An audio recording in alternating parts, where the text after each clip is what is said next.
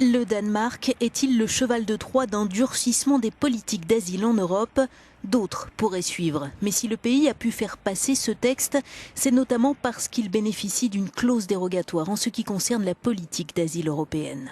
Il n'empêche, ces mesures ont un retentissement très fort, surtout celles qui consistent à confisquer aux migrants l'argent liquide et les effets personnels lorsque leurs valeurs respectives dépassent les 10 000 couronnes danoises, 1 340 €. Le projet initial prévoyait même de fixer le seuil à 3 000 couronnes, mais l'opposition de gauche avait fait barrage. Pour le porte-parole du gouvernement, la mesure est légitime. Nous demandons que les demandeurs d'asile, dans les rares cas où ils viennent avec suffisamment de moyens pour subvenir à leurs besoins, suivent les mêmes règles que celles qui s'appliquent aux citoyens danois lorsqu'ils demandent à bénéficier des allocations chômage. Si vous pouvez payer par vous-même, vous devez le faire avant que l'État-providence ne soit mis à contribution.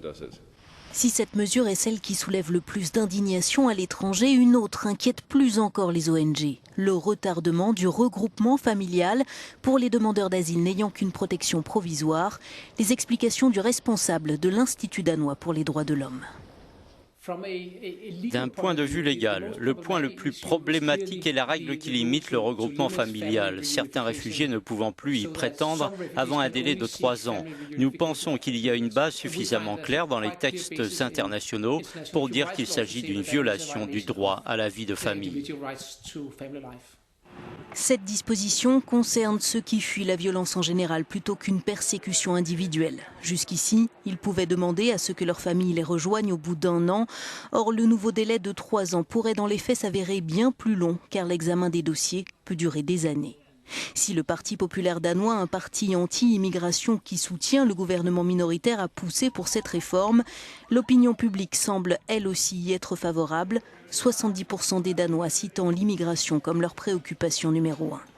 D'autres pays ont précédé le Danemark, comme la Suisse qui saisit depuis des années les objets de valeur des demandeurs d'asile au-delà de 1 000 francs suisses. L'Allemagne commence aussi. En Bavière et dans le Land de Bade-Württemberg, les réfugiés doivent désormais, s'ils le peuvent, financer en partie leur séjour.